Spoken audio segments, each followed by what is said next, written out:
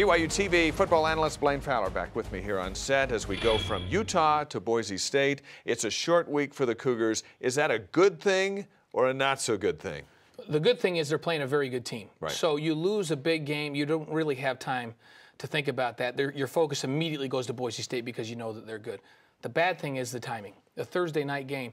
Remember, Boise State really has 2 more days to prepare. They played on Saturday also, but they will practice and have meetings on Sunday, which BYU will not do, and They don't have a travel day because they're at home. So that is a big disadvantage. Okay, let's get to know the foe for this week's game.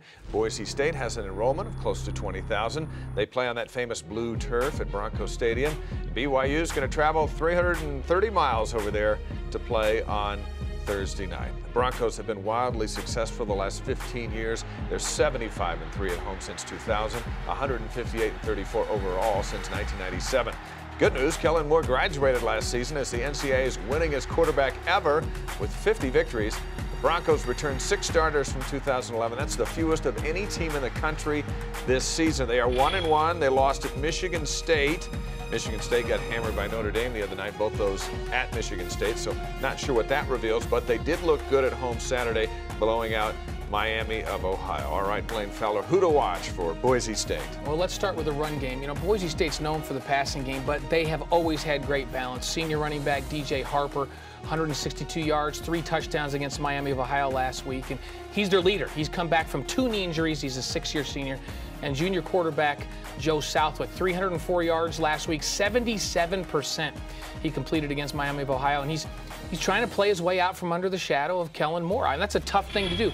He's been able to learn from Kellen Moore for the last couple of years, but that's a tough thing to come in and replace a legend, and I think BYU needs to really get after him and knock him around. After Saturday night, a player to watch for BYU has to be the quarterback.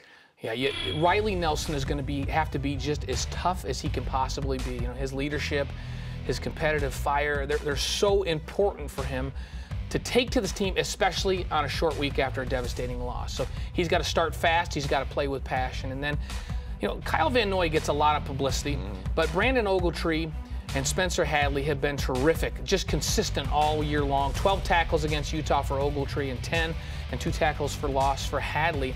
You know, Van Noy gets all the attention, and he plays great, 4.5 tackles for loss in this last game.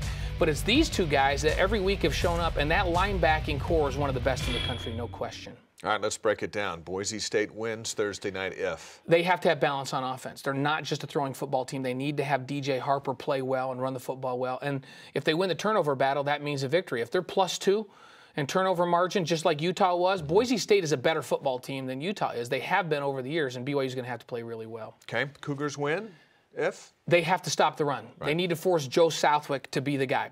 They have to make them one-dimensional and be a passing team, and then they need to play error-free football. They can't have 7 false starts. They can't put the ball on the ground 5 times, and their special teams can't give up big plays, especially in the return game. So error-free on the road, do not turn the football over, and BYU will be in good shape, especially the way their defense is played. I thought Utah's season was on the line Saturday going into that game with BYU. The Cougars lose. They're now 2-1. It's just the 4th game of the year. But does the Cougar season ride on Thursday night? I think it's not the whole season because they have some big-time games still, marquee names still to play, so that softens things a little bit. But coming off of this loss, it is very, very important, and it can set the tone for a team that can climb back in the rankings later in the season. But if they lose up there on Thursday, it's going to be a long, long climb, and probably the very end of the season if they run the table to get back ranked. They can afford a loss to Utah. With a win to Boise State, they're right there on the top of the minds of the national folks if they do that.